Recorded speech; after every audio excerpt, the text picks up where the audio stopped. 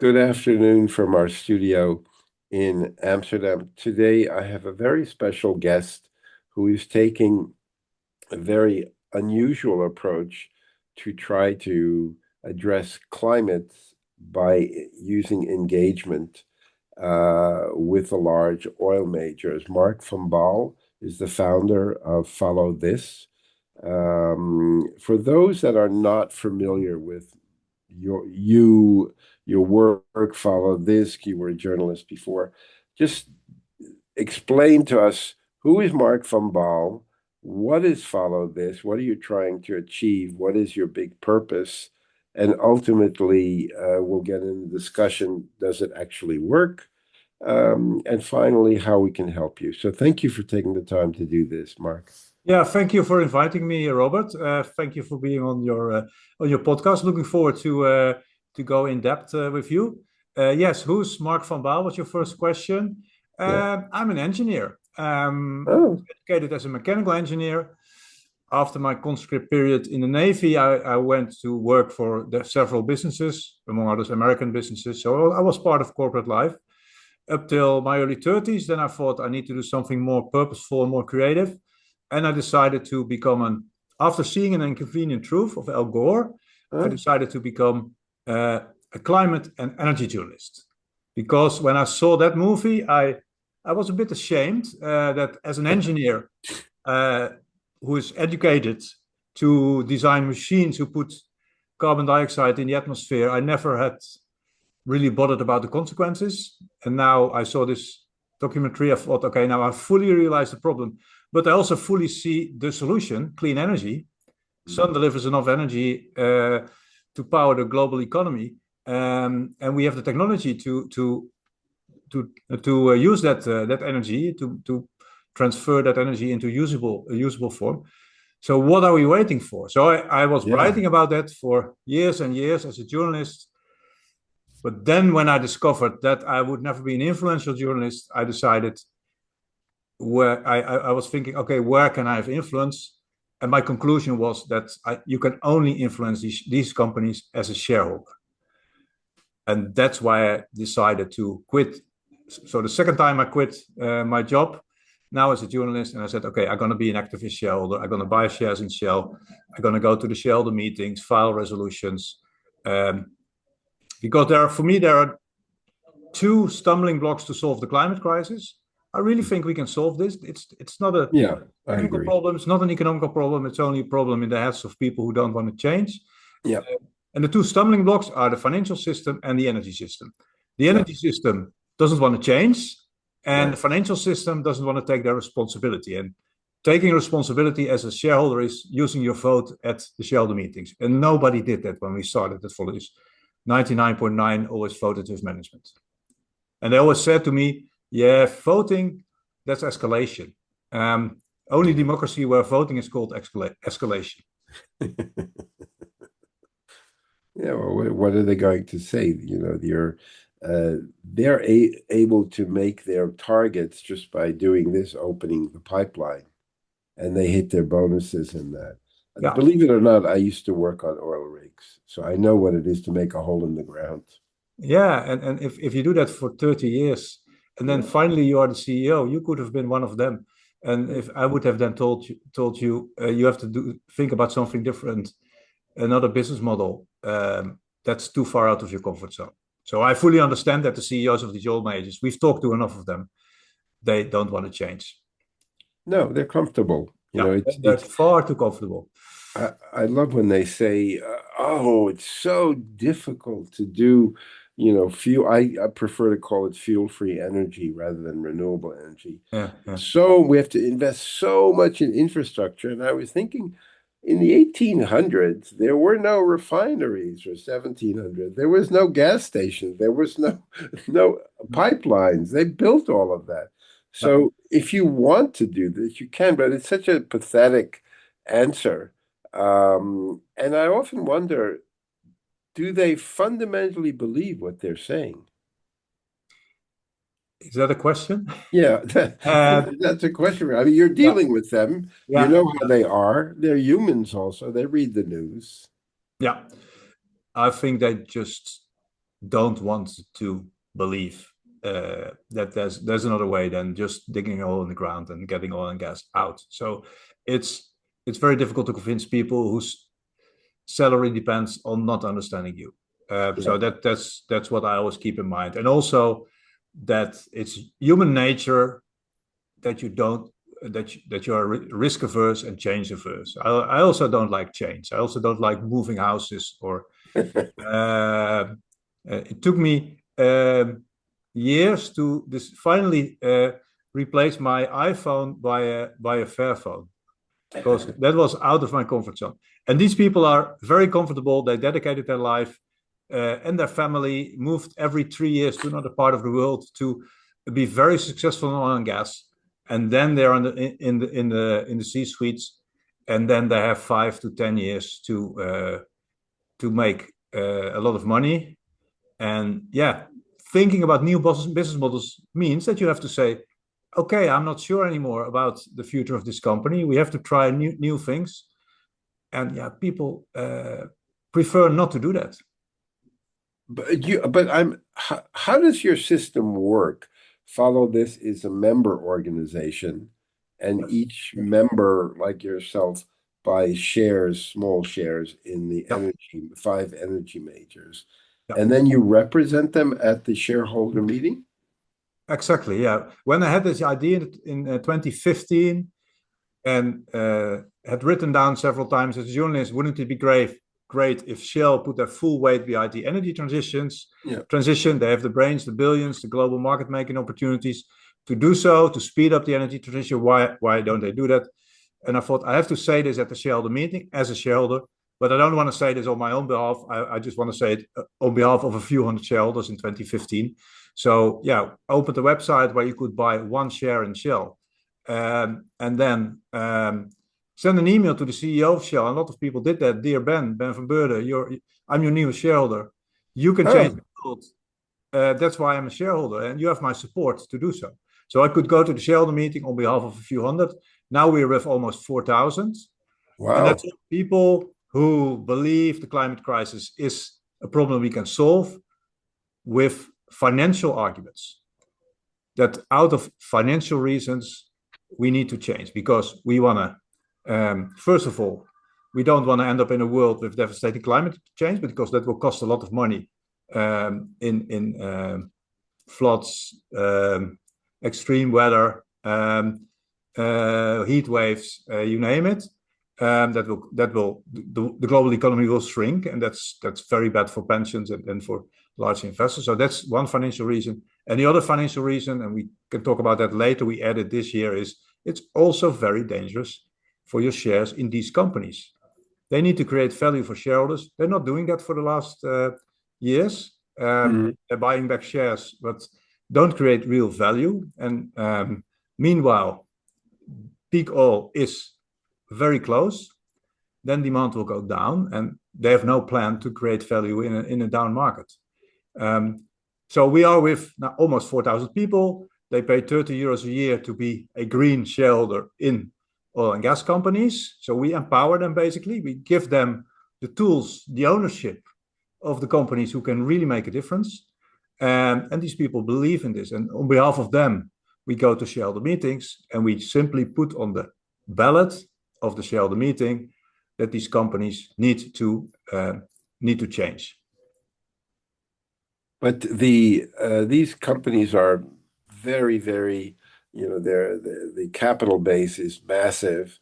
Yeah. Even with the 4,000 together, it's still a very small percentage of total investment. And the big guys, the pension funds, the sovereign fund from Norway and things like that, insurance companies, they're not divesting unless there's a horrible scandal, and they don't want to be associated with that. So how do you get leverage with such a small ownership?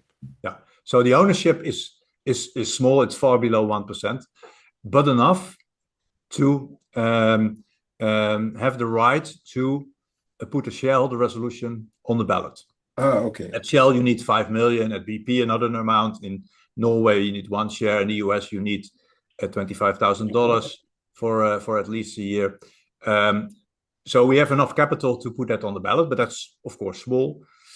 But then it starts, and then we start mobilizing shareholders to vote for it. My example was the Children's Investment Fund, who had only 1% in ABN AMRO. Right. But because they were able to put their plan on the agenda of the shareholder meeting, they got their way. They split the company in 3 parts. So with a very small share, you can have enormous influence if you are able to put it on the agenda of the shareholder meeting. There, the comparison with TCI, Children Investment Funds, ends. It's a very lovely name for a very aggressive fund. They were shorter, very financially driven. We are long-term, and we support the company. So we basically go to the companies and say, we suppose you also want to change, but you need a shareholder mandate. And that's what we're organizing for you. And so we, with our members and some of our partners, we have enough capital to file. And then we get big shareholders behind it. We started at 2.7% at Shell, and now we're at around 20%. 20% of all the shares? Of all shares. They vote with us. Oh, wow. So that's in Europe enormous. As I just told you, 99% normally votes with management. So we already changed the financial system. And you need to change the financial system to change the energy system. And now 20% votes for, but that's stable in the last couple of years. So these are companies, these are pension funds, institutional investors who are committed to achieving the Paris Climate Agreement because they see that all these climate disasters will cost them far too much money and will hit their entire portfolio. But to get more voters, we changed our strategy this year. But to go back to what we achieved with this 20% is that first Shell promised to accept accountability. They accepted accountability for all emissions. This was the big discussion point in 2016, 2017. We don't ask for a shift in investment because that's too prescriptive, and then you don't get investors behind you. So we just asked for a couple of years up till 2024 for Paris-aligned targets for all emissions.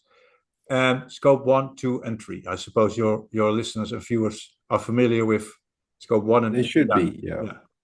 1 is your own emissions, 2 is your suppliers' emissions, and 3 is your customers' emissions. And what happens when your customers use your product? In the case of oil majors, that's 95% of their impact. Sure. But in the beginning, they said you're asking for company-wide emissions. That's unreasonable because we are not responsible for what our customers do with our products. They were very clear about it. I had meetings with pension funds who repeated that. Said, Mark, you're asking something unreasonable. Shell doesn't know what their customers do with their products. They burn it. Yes, that's exactly what I said.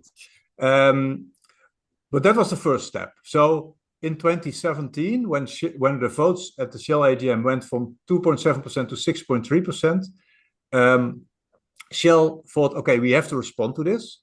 Okay. And they promised to halve their emissions, all emissions, scope 1, 2, and 3, to everybody's surprise. They were the first oil major in the world to promise that by 2050. So very symbolic, too far. What year was that?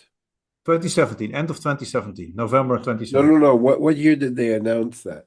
Yeah, in November 2017. 17. So that was after 2 resolutions. Only when the votes went up from 2.7 to 6.3%. Then they thought, we have to stop this. If it keeps on doubling, then we have a shareholder rebellion. And they thought, okay, let's promise something for 2050. Then we're off the hook. They were not, because investors said, okay, nice that you took accountability. That's really crossing the Rubicon on scope 3.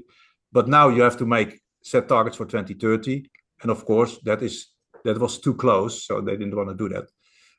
So votes kept on going up. And every time the votes went up, Shell made new promises. And with BP, exactly the same happened. I went to the shareholder meeting, asked the CEO, do you really think scope 3 is not your problem? He said, no, it's not my problem.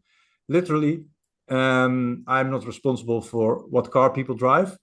And if they stop at our petrol station, I can't refuse them fuel.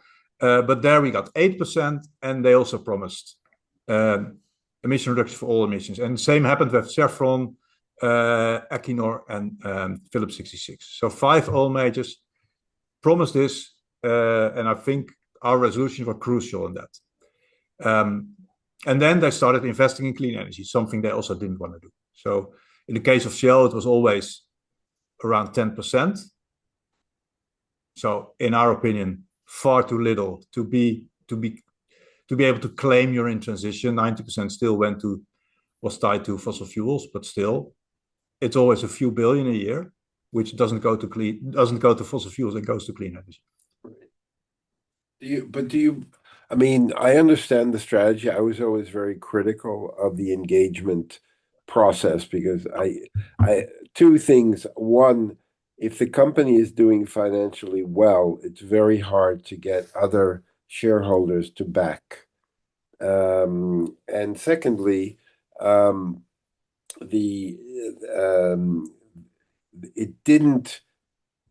pursuing a sustainability integration didn't raise the share price, which is also one of the things they look at. Do you think that engagement actually works? Engagement alone has proven not to work. Oh, the pension funds and the institutional investors are engaging with oil and gas companies since the 90s about the climate crisis. right. And nothing was achieved because they were only talking about it. Yeah. So they could say to all their stakeholders and to their pensioners, yeah, we have this coffee with Ben van Beurden or Exactly. Yeah. Bernard Looney or whatever CEO of an oil major twice a year. We tell him that he should take into account climate and should start investing in clean energy. They didn't do it because the CEOs of the oil majors also thought, okay, we just have to talk about it because this pension fund also only talk about it. So engagement without consequences did not work. The institutional investors on climate change was founded in 2000. And so they engaged with the oil and gas majors, nothing happened until we put it on the ballot. And then first the investors had to show their true colors and put their vote where their mouth was. And some did. Some still said, no, if we vote for your resolution, our engagement will not work. That's quite funny. Engagement had not worked, but if we vote for your resolution, Shell will shut the door on us and we will have no conversations at all anymore. That was the first story we got. Then one by one, the Dutch investors started voting for our resolutions. The laggards then said, yeah, but we have better conversations. And then at the end of the day, all the top 10, we published a top 10 of the largest institutional investors in the Netherlands. So you know them, APG, PGGM, MN, Van Lanschot Kempen, every year. How many vote for and who votes for Paris alignment, who vote against Paris alignment. And it started with Actiam, now Cardano, who really stuck out the neck in 2016 already. MN followed, Van Lanschot Kempen followed, and everybody followed except for APG because they kept on talking without voting. And then, as you know, they suddenly decided to divest to get rid of all the discussions. And that was the easy way out because their shares went to even less critical shareholders. Yeah, I mean, basically, I'm rather simplistic about it. You are talking to a heroin dealer. They sell heroin. Yeah. And the heroin is oil and gas. Yeah. And they'll say, well, we don't care what our clients do with this or what destruction it is. We're making, money about this, and we have to worry about the shareholders' translation. I have to worry about my bonus over here. And it's always been a little bit too polite. Absolutely. Come on, you're talking to a heroin dealer who has profited from environmental destruction, funded lobbying to prevent serious changes, Yeah. And even a simple thing like a bicycle. A bicycle in the Netherlands is 21% VAT. Most of Europe is 25%. But you go on an airplane, there's no VAT on an airline, zero. And there's Yeah. no tax on kerosene. Yeah. So they're spending all of this money to keep the system going, and the system is working exactly as it was intended to do. Yeah. But everyone, wants to be friends and not say, I'm sorry, but your children are ugly. Yeah.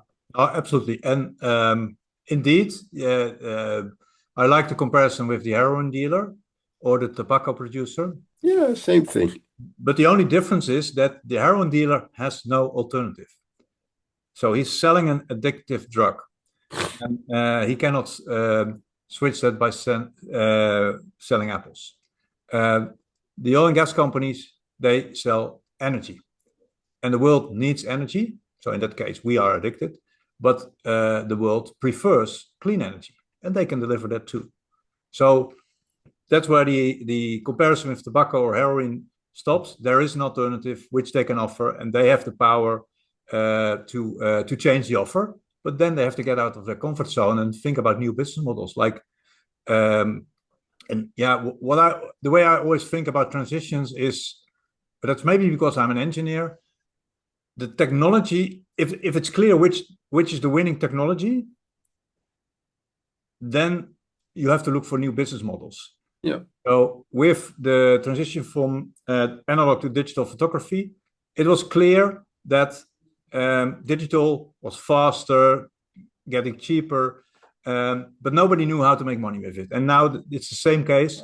We know that clean energy, it's cleaner, it's getting cheaper, it's you can produce it yourself, you don't have to buy it from a dictator, and it's far more efficient than fossil fuels. So all the benefits are there. We only don't know what the exact business models will be, because we now have a very simple business model, which is getting oil and gas out of the ground. It's there for free, and you refine it and you sell it. You can easily store it, but the technology is clear: wind, solar, water, and batteries. Only the business models you have to explore. Like if you're an oil major, you're exploring for new oil and gas, and sometimes you throw a few billions in a region, or tens of billions, and it doesn't deliver anything. And now it's the same way, only with business models. Try new business models. Worst case, you lose money, but you learn something. Best case, you have a new business model. But you have to be part of it, because otherwise you're not part of the transition. Like Kodak, they refused to be part of the transition. And then they went bankrupt. Problem was, it only took 32 years. So we can't wait for that in the case of the oil and gas industry. But you said that you don't believe that the engagement alone works. Why do you keep doing it? We do engagement. Yeah. But of course, we want to keep in contact with the oil majors. We want to understand how they think, what their barriers are. But our engagement is with the investors to get them to vote. But I don't believe in engagement alone. I believe in engagement plus consequences, which is voting. That's the only power you have as an investor. There's nothing else. Quite a few years ago, I was contacted by a successful hedge fund in London, and they wanted to do second generation engagement, meaning we are going to invest in the worst of class, the really horrible, non-sustainable dogs in the small and mid cap. And we're going to use activist hedge fund tactics like TCIF, was doing, and says, not only increase the share price, get rid of the toxic companies, integrate sustainability, etc., or we'll kill you. And it was a very simple idea, because they were going for the small and mid cap, not the large cap like the big energy companies. They could show improvement in a relatively short time and ultimately increase the share price. Yeah. Because that's what most of the engagement was not doing. It wasn't increasing the share price. So why are you doing it? Yeah. And we got pension funds really interested in it. It was a really nice idea. But then there's a lot of tabloids in London, and the CEO of the hedge fund was in a very vocal divorce with his wife. And then the pension fund said, no, we don't want to be involved. But I still believe going, using that type of second generation engagement can be effective. I mean, now the way that most engagement is done, you hire Hermes or one of the other service providers, and they make good money on schmoozing with the companies, but it takes such a long time to get them to change behavior. And what you've been saying, it's so obvious. I mean, particularly from a political point of view and from support. If you look at like Tornado Alley in the United States, the farmer owns the wind rights, and there's only two senators in each state. If you want to build, 500,000 wind turbines, you're going to call Harry in Permanent to do that, or you're going to call ExxonMobil or Yeah. Shell. Yeah. And on so many levels, it's so much wiser. But it's a very they're like heroin dealers. They're entrenched, even though they have an alternative, but they're very happy with the present system. Yeah. In a previous life, I used to work on oil rigs in the North Sea, in Iran, in France, in Texas. And I was always surprised that there were not more accidents like Deepwater Horizon, because there are a lot of incompetent people who would not do what you're supposed to do when there's an accident like sulfuric gas. Yeah. Yeah. So it's just that, as you said, people are just really comfortable with the present situation. Do Yeah. you think you can dramatically increase the percentage of shareholders past 20% to get more leverage on the oil majors? Yeah, that's why we changed our strategy. On the heroin dealers, I really think that the problem is really in the boardrooms and not in the companies themselves. There are a lot of Shell people member of all of this. This year, we got 24 former and current Shell employees signing our resolution. Oh, So good. within the company, there's a lot of people who really want to change, want to be Oh, a for sure, for sure. see, we are in a company with this power, and they have a reluctant CEO. But your question was how we get beyond the 20%. Yeah. So I told you that with this resolution where we asked for company-wide emission reduction targets, we got a long way. In 2021, we got 30% at Shell and even majorities in the US at Wow. Chevron. We were so successful that a year later, Exxon, the only one without Scope 3 targets, the only one who doesn't want to talk about the emission of their customers, thought, okay, what happened at Shell, BP, Equinor, Phillips 66, Chevron shouldn't happen at us. So we should not have this on the ballot of our AGM. So we go to court against all of this. So that happened in 2024. So that's frightening, but also a confirmation that we're we have an effective tool. But now that the vote stabilized at 20%, which still is enormous, that's bigger than BlackRock's Vanguard, State Street, Norges combined. But still, it's not enough, because when the votes go up, they make new promises. Now the votes stabilize. They don't make new promises. Worse, they even backtrack on some of their promises, like Shell. Shell completely scrapped that 2035 target. So we were thinking about how can we increase the shareholder pressure and add another discussion point in this AGM season. So we took a year to talk to investors, say, okay, we are in a new situation now. Up to 2021, climate movement had the wind at their backs. Oil industry was not paying attention. They completely underestimated us. But now the empire strikes back.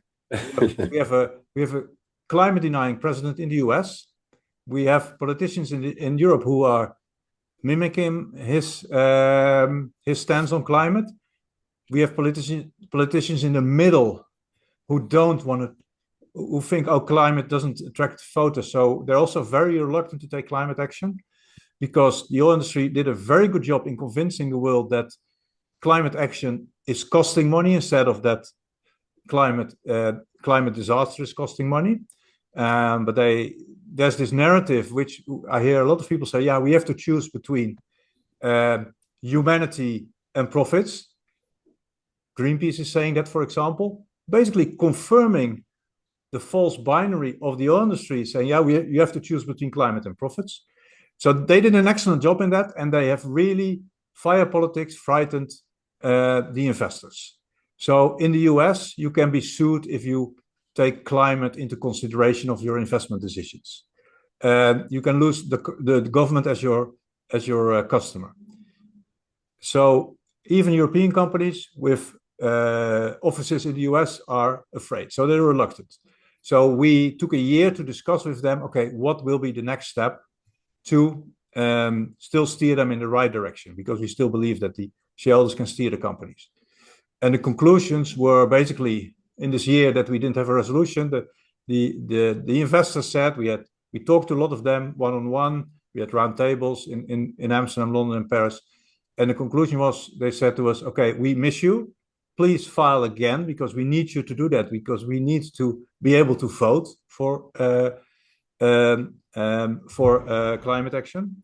Two, what you have been asking in the past has worked, but frightens off a lot of investors. You ask for climate targets or emission reduction targets. And three, maybe a disclosure resolution is more safe. So we decided this year to only ask for a disclosure on a strategy in a declining oil and gas market, because that's something which will happen anyway. If we end up in the middle scenarios of the IEA, peak oil is at the horizon in the 2030s, the demand for oil and gas go down. No oil major has an answer to that. We asked it at the AGMs last year. They said, no, we have our own scenarios. The IEA is just an opinion. So they all think oil demand and gas demand will continue to grow, and we will continue to grow in oil and gas. So this year we put on the ballot something every shareholder wants to know: how are you going to create shareholder value in a declining oil and gas market? This means that the investors who don't dare to vote for climate can vote again, and even the investors who don't give a damn about climate still want to know how they're going to respond to market forces. And the market forces are clear. Oil and gas will peak, and then it will go down either slowly or swiftly. And then the high-cost producers will have a very difficult time. Tomorrow, the Shell AGM, the Shell quarterly figures will show, most probably, that it's very difficult to keep your profits, even in this market. So that's so the goal, to summarize, the goal of this new resolution is to get more investors on board, and to ignite the debate about the profitability of oil and gas in the near future, because that's an inconvenient truth that nobody wants to talk about. The nonprofit Carbon Tracker, when they came out with their report showing that if we want to stay at an X number of degrees, we only have so much of a carbon allowance. And that meant most of the oil and gas has to stay in the ground. And now it's on the balance sheet as future income. So they're basically maybe not committing officially fraud, but when they're putting out, we have so many barrels in that we own. And there was a lot of, wake up, oh, wow, I'm not saying they're not going to drill. Now you have the US controlling Venezuela and going to modernize their industry. Do you work with organizations like that, or as you sow, Andrew Bahar? Yeah, of course. We, as you saw, I know Andy Behar. We speak once in a while. Of course, I know Mark van Baal of Carbon Tracker quite well. I really admire him for putting this on the agenda already in 2011, if I Yeah, remember. yeah, This it was a long coined time the ago. whole idea of stranded assets or the carbon bubble, which is true. If we want to achieve Paris, 2/3 or maybe 3/4 has to stay in the ground. So no need for new oil and gas exploration. The IEA has confirmed that. Still, they're exploring. They still want to go to Venezuela, although I think they all think it's too expensive to get oil out of the ground there. And that's an inconvenient truth nobody wants to talk about. That a lot of the investments which are done today and which are for production in 10, 20 years from now will be stranded. So yeah, Carbon Tracker is doing a great job there to put that to keep that high on the agenda of the investors. That the risk of business as usual is far higher than the risk of transitioning. And the one thing that I found it's rather unusual statement, but one of the positive things that came out of the Ukrainian war is that it finally woke up Europe and showed they could dramatically reduce energy consumption in a short time. It went down by a third Yeah, right when the war started because gas was just crazy. Everybody was freaking out. I'm going to pay yeah, for this. So they turned down the thermostat, put on a sweater, and yeah, people survived. yeah, Um, so because of that war, it basically made the price or the cost of energy much higher than it was before and changed that behavior. Have you thought of trying to pursue that track? I don't know how you can influence it because it was very effective in waking people up. yeah. Of course, I try to be as fossil fuel independent as possible in my personal life, and I think everybody should do that. Everybody should stop eating meat and flying. That's the biggest contribution you can make as an individual. But I will not change the world on my own. That's the CEOs of the oil and gas companies. They can really change the world. So that's where I'm active. At the people who can really take the decisions to steer us to a Paris-aligned trajectory and decrease emissions. So that's where our focus is, because we think we're the only one doing this. So we and this is something I stumbled on, and I thought, okay, I have to do this. This fits my personality to be an activist in a suit. Um, but at the same time, everybody should work in his own capacity to reduce emissions. Absolutely right, because it's yeah, we can debate if it's 1 to 12 or 1 past 12 or even 10 past 12. The pressure has to come from all sides. We have to change our behavior, but at the end of the day, we can only change our behavior if the big incumbents change their offer. And that's what we are working on to change the supply side, because I really think this is a supply side problem. The problem will be solved on the supply side, not on the demand side. I think it was in the news last week or this week, a group of Shell employees were writing a letter to the CEO that they want behavioral change.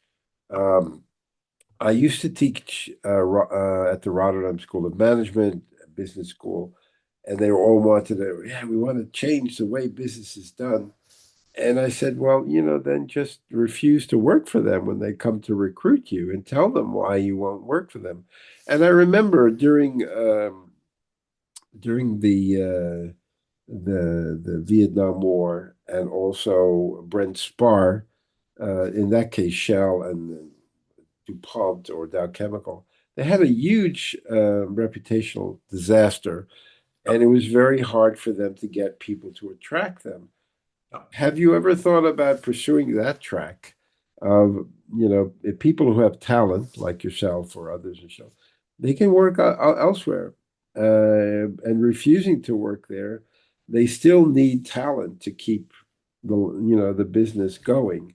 Yeah, Do you ever think of pursuing that track? Don't work for them if you really want to change them. Refuse to work for them and tell them. yeah. One Shell executive once told me it's very difficult to be hired by the oil industry, but it's not very difficult to work for them. As soon as you're in, you have quite a relaxed job. Okay. So it's not a difficult business model. Of course, it's very complicated. It's a huge global organization, but I don't think you need much creativity, and that's what we need right now. Luckily, I never apply to Shell because in my youth, Shell was negative in the news because they refused to boycott South Africa. Otherwise, if you graduate in Delft as an engineer, Shell is the first employer to go to. But I luckily didn't do that. Otherwise, could have been one of them. Although I don't think I would be talented and dedicated enough to reach the C-suite. Never mind. But indeed, it's more difficult to attract a new talent. On the other hand, we think we need talent to transition, to make this company's transition. If they go the normal path of history, which is that the incumbents go bankrupt, then it will take another 30 years, and then they will go bankrupt in the 2050s, and in a 3-4 degrees world. So that we can't let that happen. So, but I think it's very good that the pressure from the HR department is also on all these oil majors. I suppose the HR manager are saying, "Come on, CEO, if you don't change course, I can't hire the right people anymore." So again, pressure needs to come from all sides. And the letter last week, that was basically the group who co-signed our resolution, which is a very brave act as a former employee, but even 5 Shell employees signed our resolution. That's even braver. And they basically say to their CEO, to the current CEO, you really have to transition. They all said this is a great company with enormous capacities, but we need to use that capacities. There's I just finished writing a book called Radical Truth, which is a kind of tell-all about my 30-year experience dealing with the financial sector around sustainability. And I published one of the chapters called The Impact Mafia. And it was about all of the people pretending to be committed to sustainability and investing, but basically it was just lies and bullshit. I was surprised that I got so much positive feedback. I got very little negative feedback. But you probably have the same situation in the so-called ESG investors who are happy to still feed the heroin addiction that they have. And how do you maintain your cool and not start saying, you guys are full of shit. Just say you want to die rich and you don't care how it happens. Yeah, that's a good one, Robert. Yeah, of course, in meetings with oil majors and with pension funds and investors, I sometimes have to bite my tongue. And I try to be a very positive and supportive guy. You're very polite. You're very polite. I'm not like that. So I keep being polite, but of course, sometimes I lose my patience. Like the pension fund who said to me, Shell doesn't know what the customers do with their products. Yeah, I also burn it. I think they burn it. But normally I keep quiet and try to empower the people who really want to change. It's interesting to see that within these huge investors, there are always a few people who really think, okay, I'm in a big institutional investor. I can make a difference now. Please help me with that. So we help them with the right arguments. And they are smart enough and connected enough and networked enough in the organization to pull things off. That's a very interesting breed of people. So within the banking community, within the financial institute, if you are in a big meeting with them, they all look the same. So they have the same suits, the same ties, the same pearl necklaces. They talk Mr. Smith from The Matrix. Yeah, they all talk in the same way. Yeah. But when they bring you to the elevator, they say, okay, you're really doing something great. Yeah. I'm gonna try to convince my company to vote for your resolution, because now finally I can make a difference. But these are the brave people, and they dare to stick out their neck because they're very confident about their job. They're very professional. They do their job in the right way. So they know I won't get fired for pushing the envelope. And these are the people who make the difference. These are for me, the heroes of the story. So I can easily say it's PGGM who voted for a resolution with so many hundred billions, but I better say it's Jan, Piet, and Klaas. Right, yeah. And Annette. They don't want to name by their own names because they say, we don't want to be. No. We want to do our good work behind the scenes.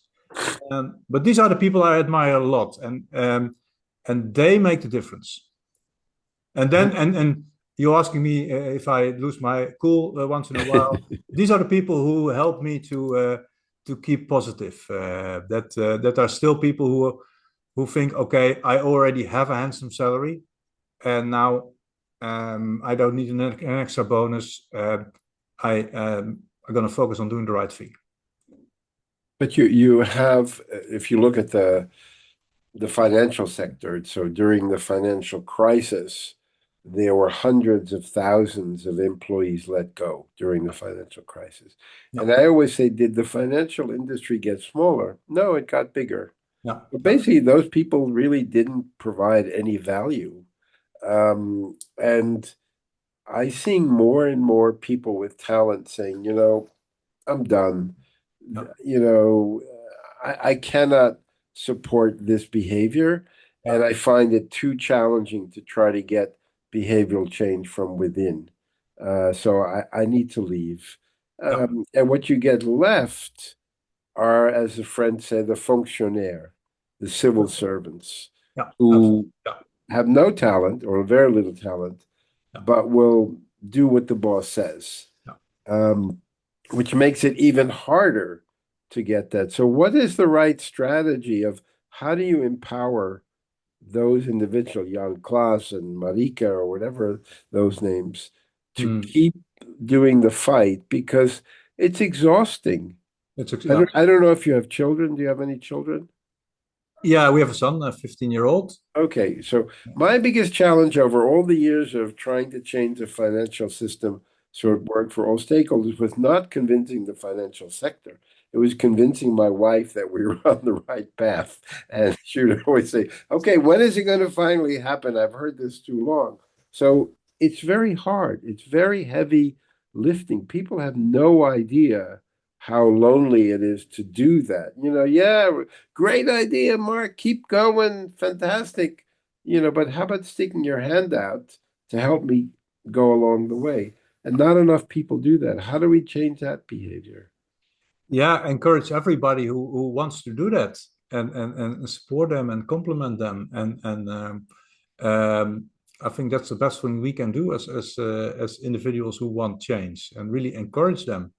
And at the end of the day, reward it. You're talking about getting talent in. The oil major, the first oil major who will really change course, will have a tremendous, only by saying it and doing it, they will have a tremendous opportunity to go ahead of the others. So imagine you drive across the Netherlands, and there's one, there's one station, let's say it's Shell, where if I get my petrol here, it will be invested in clean energy. That will be, I think most people are prepared to pay more. Now it's just a commodity. And you can also attract the right talent, but you have to stick to the plan and not do it half-hearted like Shell did. And then after a couple of years, say, we tried it, didn't succeed. BP says we went too far, too fast. Now we followed it very closely. It was all too little, too late, and most of it was greenwashing. And now they say, after 5 years of greenwashing, it didn't work. Come on, that's not really trying. So you need courage and stamina, and that's a very rare character trait, to combine both. And it's very difficult to reach the top of the pyramid if you have that. Do you feel that you're getting through? We have to, and we're making progress. We're really changing the financial system, and with that, we're changing the energy system. But it requires courage and stamina, as I sometimes say. Yeah, I'm doing this for 10 years now. First, on my own, no salary, just a couple of with a couple of volunteers. Now we have some funders. We have our members who fund us. So okay, I have a salary now. I can employ over 10 people. Oh, good. So we are really making progress, and people are believing in it, and also seeing that, yeah, this is the only hope left. The politicians are really letting us down. Yeah. And yeah, the change from the bottom, so the disruptive innovation from the new companies will go too slow. So shareholders are our last hope. So therefore, we continue. How can those that are going to listen to this video broadcast on YouTube and the podcast help you? The most important thing they can do is spread the message, and yeah, become a member of Follow This. Also, be part of this movement. 30 euros a year. You are a green shareholder in big oil. We go to the shareholder meetings on your behalf. You can tell your friends you finally found the tool to really change these companies from within, as a shareholder, as an owner. So yeah, that's the most important thing people can do. And if they're in powerful positions in the financial institutions, make sure they act rational, and acting rational is stopping climate change, because that's financially very rational to do, and stick out your neck and confront the highest emitters, and that's something which you have to get out of your comfort zone. But most important, I hope a lot of your listeners just will become a member and support us financially. And you don't target Total, Elf. We target no oil major. We only support them. I'm always very careful in my wording. We support the oil majors to change, but we also support Total. And at Okay. Total, we've been quite successful. They're the only one who didn't backtrack, and that can be explained because in 2023 we still got 30% of the votes there. So that was the only company where the votes didn't go down. So Total Energies is partly thanks to us now the leader. Oh, wow! A Congrats. leader, I have to immediately say, a leader in a field of laggards. So that's not that difficult. But at least they're sticking to what they promised. It's too little, too late. But at least they're heading in the right direction. Too slow, and they're not backtracking. They're investing quite something in clean energy. So now we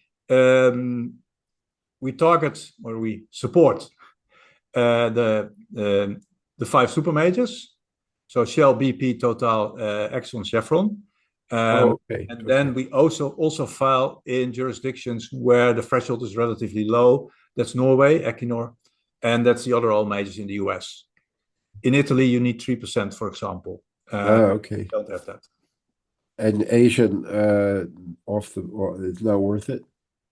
Yeah, and we have to look at Asia. How the share democracy in Asia works, and if there are really traded companies.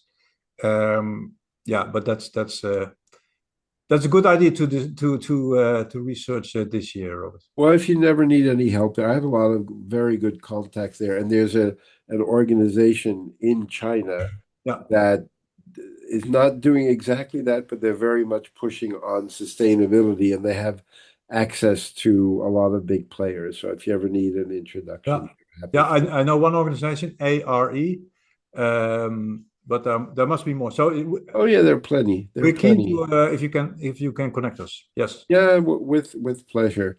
This has been a joy. I really admire the work that you're doing because it's very, very heavy lifting and it's very thankless because it's farming, it's not hunting. Yeah. And it just takes a lot of time and effort and lots of conversations. And I'm sure that you're probably surprised that in the 10 or 11 years, in all the conversations you've never had anyone in the oil majors come up with a logical, rational reason why they should basically not continue with oil and gas. because that was I was surprised. I thought they'd come up with a brilliant reason why they shouldn't do sustainable finance. I No, never had that. Never. no, I have the same experience. Yeah. It was a pleasure to talk with you, Robert.